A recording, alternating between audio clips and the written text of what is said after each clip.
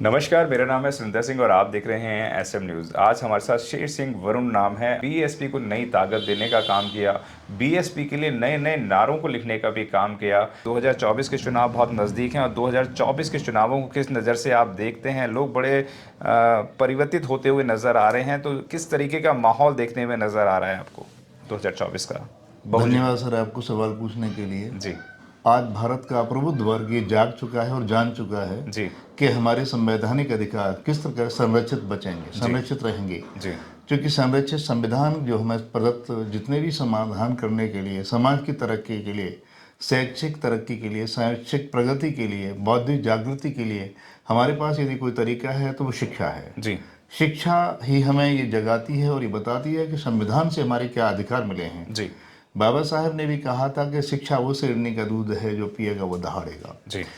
आज से हम पीछे जाएं कम से कम 35 साल पीछे, तो इस देश में देखेंगे आप तो समय समय में उतार चढ़ाव आए हैं। जी। 1848 से लेकर के 1898 के बीच में जाते हैं तो इस देश में शोषित सर्वहारा वर्ग की सामाजिक जागृति की शिक्षा के लिए अलग जगा रहे थे। महात्मा ज्योतिराव फुले 1898 तक संघर्ष करते हैं, उनके साथ में सावित्रीबाई फुले महिला सशक्तिकरण के लिए काम कर रही थी। शिक्षा के लिए विदेश चले जाने के पश्चात धीरे धीरे बाबा साहेब 1922 में आते हैं। 1922 से बाबा साहेब खुद इस समाज की सर्वहारा वर्ग की ऐसी दयनीय दशा को देख करके बहुत द्रवित हो उठते हैं और बाबा साहब के द्रवित हो उठने के बाद 1922 से बाबा साहब ने इसको जन संघर्ष बना दिया। जी। 1956 तक बाबा साहब के परिनिर्वाण दिवस तक 1956 तक ये विचार चलता रहता है। आप देखते हैं कि ये लगभग 20 से 22 साल के बीच में गैप आ जाता है। स्पैन थोड़े छोटे आंदोलन जागृति के चलते हैं। इस बीच में 1956 के बाद में लगभग 20-22 वर्ष का स्पैन फिर आता है और समाज धीरे धीरे रुक जाता है, किसी मसीहा का इंतजार करता है और वो मसीहा 15 मार्च को फिर भारत में अवतरित होता है। नाम है मान्यवर कांशीराम जी, जिसने देश की राजनीति और समाज की दिशा और दशा को ही बदल डाला था। जी। मान्यवर कांशीराम जी संघर्ष ठीक 22 साल बाद सबसे पहली बार 1978 में बामसेफ की स्थापना होती है और 1978 में बामसेफ को टाइम, टैलेंट और ट्रेजरी तीनों चाहिए थी। इसलिए मान्यवर कांशीराम जी ने सोचा कि जो हमारा कमाने वाला वर्ग है, एम्प्लॉय वर्ग है, इसको इकट्ठा किया जाए और ये समाज की शक्ति देने में काम करेगा। जी। इस प्रकार बामसेफ की स्थापना हुई। अब समाज आया तो सवाल आया, समाज को कैसे जगाया जाए, एकीकृत कैसे किया जाए। मान्यवर कांशीराम जी ने धीरे धीरे धीरे इसके लिए समाज को इकट्ठा करना फिर बनी 1981 में DS4 दलित शोषित समाज संघर्ष समिति। मान्यवर कांशीराम साहब ने पूरे समाज को जगजोड़ने काम किया, इकट्ठा किया जी। और उस नीले बैनर तले इतने बड़े बड़े प्रोग्राम किए। मैं उस बात का साक्षी हूँ। 15 मार्च 1984 को जब बोट क्लब की रामलीला में बोट क्लब मैदान में रैली थी, जिसमें BBC लंदन ने भी एक खबर छापी थी कि कम से कम 5 लाख की भीड़ इस देश के कोने कोने से साइकिल चलाकर आई है। मान्यवर कांशीराम साहब के समय की बात कर रहे हैं? मान्यवर कांशीराम 5 लाख आदमी? 5 लाख 5 लाख आदमी। BBC लंदन की न्यूज़ थी, लगभग बताया जा रहा था कि इतनी बड़ा जनसैलाब, और इसमें नीलांबर नाम दिया गया था कि इतना बड़ा जनसैलाब अभी तक देखा नहीं गया था और इसलिए मान्यवर का जो क्रांति का रथ चल पड़ा था जी। और वो पूरे देश में धीरे धीरे आप देखते हैं। उसके पश्चात 1984 में BSP की स्थापना होती है।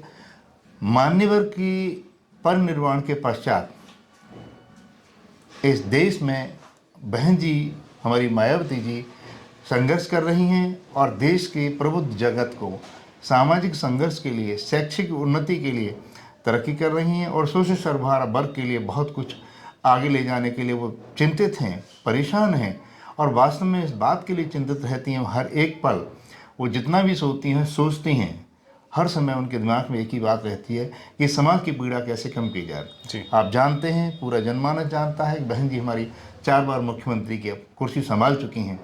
बहन जी के कार्यकाल में उत्तर प्रदेश को जितना ऊंचाइयों पर ले जाया गया, मामला शिक्षा का हो, ऊंचे ऊंचे मेडिकल कॉलेज, इंजीनियरिंग कॉलेज आप नज़दीक रखिएगा, देखें जा कर के गौतम बुद्ध में नगर में प्रेरणा स्थल, और आपके लखनऊ में बड़े बड़े मैदान जो ज़मीन बेकार पड़ी थी बंजर ज़मीन में, यूनिवर्सिटीज़, कॉलेज, गौतम बुद्ध नगर में ही 4 बड़े बड़े बच्चियों के लिए कॉलेज अच्छे और डॉक्टर अंबेडकर बाबा साहब आगरा यूनिवर्सिटी का नाम बदला गया।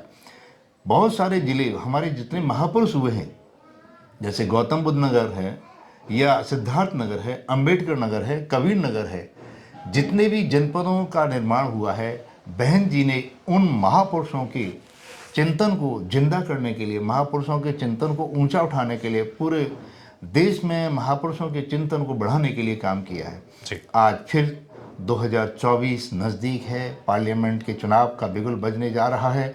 आज देश का जनमानस फिर जाग उठा है। जनमत और जनमत ये सोच रहा है कि नीलांबर फिर होना चाहिए, भारत में बौद्धमय हो और भारत नीला हो। बीएसपी को सशक्त करने के लिए आज प्रबुद्ध वर्ग जगह जगह इस बात की चिंता कर रहा है और वो समाज को स्वयं जागृत हो रहे हैं और दूसरे लोगों को भी जागृत करने में लगे हुए हैं। और हम उम्मीद करते हैं कि बहन जी जिस तरीके से नीतियां बना करके जिस तरीके से काम कर रही हैं, इससे निश्चित ही ये हमारे आगे आने वाली पीढ़ियों के लिए इतिहास बनने जा रहा है। और ऐसा इतिहास बनेगा कि बहन जी को देश की सर्वोच्च सत्ता के शिखर पर पहुंचाने का सपना ये समाज देख रहा है। क्या लगता है कि 2024 के अंदर यानी फिर वो नीले होने वाला है जो मान्यवर काशीराम साहब के टाइम में हुआ था, 5 लाख जिस तरीके से आप बता रहे हैं साइकिल उतर गई थी, तो क्या इस तरीके से पूरा देश नीला नीला हो पाएगा? निश्चित रूप से इस तरह की कोशिश है, बहन जी की स्ट्रेटजी है, प्लानिंग है और जनता अपने काम और कारवां को लेके जाने वाली है। बाबा साहेब का कारवां गांव-गांव की ओर पहुंच रहा है, तो फिर बिल्कुल वही नारा है कि नीलांबर के लिए चलो गाँवों की ओर। देश में हमारी वो प्रचार प्रसार और जनमत और जनता इन बातों को समझ चुकी है कि हमें स्वाभिमान के लिए जिंदा रहना है। आप जानते हैं बाबा साहेब ने एक बार कहा था कि मैं किसी भी समाज की तरक्की इस आधार पर करता हूं कि उस समाज की महिलाओं ने तरक्की कितनी की है। जी।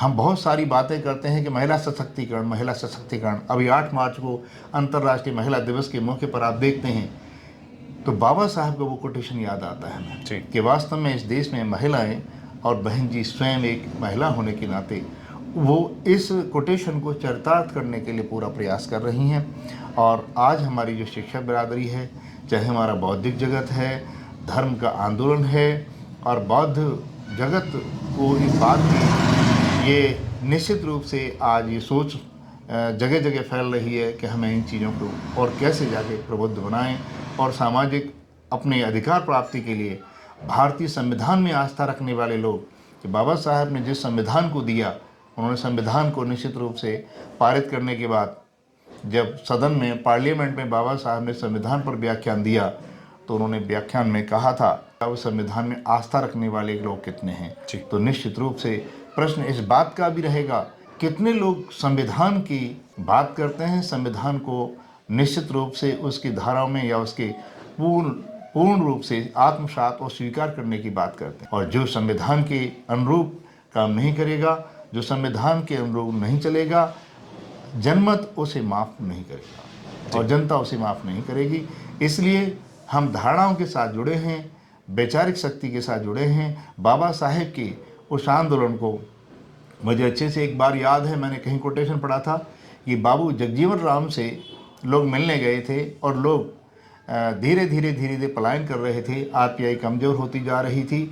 तो जगजीवन राम साहब ने खुद कहा था, अरे लोगों आप क्या कर रहे हो, अपनी झोंपड़ी जला करके दूसरे के महल में मत जाओ, मैं तो किराए के मकान में पड़ा हुआ हूँ, तो अपनी झोंपड़ी मत बिगाड़ो। जैसी भी है आरपीआई अपनी पार्टी है या अपनी झोंपड़ी ही सही, तो बीएसपी बिल्कुल हमारा अपना मूल ठिकाना है, घर है जो हमें छाया दे रही है, देती आई है और यहीं से उम्मीद की किरण जागेगी। हम ऐसे सपना संजोए हुए हैं ये समाज। अहम मुद्दे पे हमारे साथ बात रखी और ये समय समय पर जगह जगह जाते रहते हैं और कैडर इस तरीके से लोगों के कैडर भी लेते हैं, हज़ारों की तादाद में कैडर लिए हैं और बीएसपी के लिए एक बैकबोन का काम भी करते हैं। जहाँ पे भी बीएसपी को ज़रूरत होती है तो वहाँ पे प्रकट भी होते हैं, वहाँ दिखाई भी देते हैं और जिस तरीके से मिशन मूवमेंट को बहुत हिडन तरीके से भी चलाते हैं, जो मैंने बताया कि रीढ़ की हड्डी के तरीके से काम करते हैं और वहाँ पहुँच के बहुजन समाज को मजबूत करने का काम करते हैं। और जिन्होंने बताया कि वह जिस तरीके से लोगों के पास जाते हैं तो लोगों के मनों के भाव इस वक्त बहुत ज़्यादा बदले हुए हैं।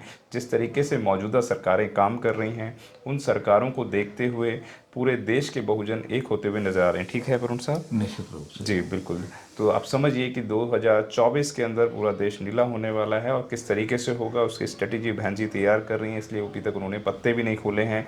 आगामी चुनावों के अंदर बहुत कुछ दिखाई देने वाला है, बहुत बड़ा परिवर्तन भी दिखाई देना है। आज हम आपके लिए लेकर आए हैं बहुजन समाज की एक ऐसी किताब, कहीं हम भूल ना जाएं, एक ऐसी ऐतिहासिक किताब है जिसके अंदर आपको ऑडियो वीडियो देखने को मिलना है। ये पहली बहुजन समाज की ऐतिहासिक किताब है जिसके अंदर आप वीडियो भी देख सकते हैं। आप किताब के अंदर कैसे वीडियो देख सकते हैं ये मैं आपको पहले दिखा दूं। आइए तो हम देखते हैं। सबसे पहले आपने करना ये काम है कि किसी भी पेज पर मोबाइल द्वारा आप गूगल पे जाएंगे और गूगल पे जाने के बाद आपको कैमरे का निशान नजर आता है। इस कैमरे पे आप क्लिक करेंगे तो ये QR कोड को स्कैन कर लेगा। स्कैन करने के बाद यहाँ पर आप देखेंगे ये लिंक आ गया। आप जैसे लिंक पर क्लिक करेंगे आपकी वीडियो चालू हो जाएगी, यानी कि आपको एक सटीक जानकारी मिलने वाली है, एक ऑथेंटिक जानकारी मिलने वाली है। बहुजन समाज की पहली ऐतिहासिक किताब है जिसके अंदर आपको तमाम महापुरुषों की जानकारी मिलने वाली है। आप इस किताब में देख पाएंगे तथागत सम्यक बुद्ध जिनकी पूरी जीवनी आपको मिलने वाली है, महान सम्राट अशोक जिनका जीवनी आपको इसके अंदर पूरी मिलने वाली है,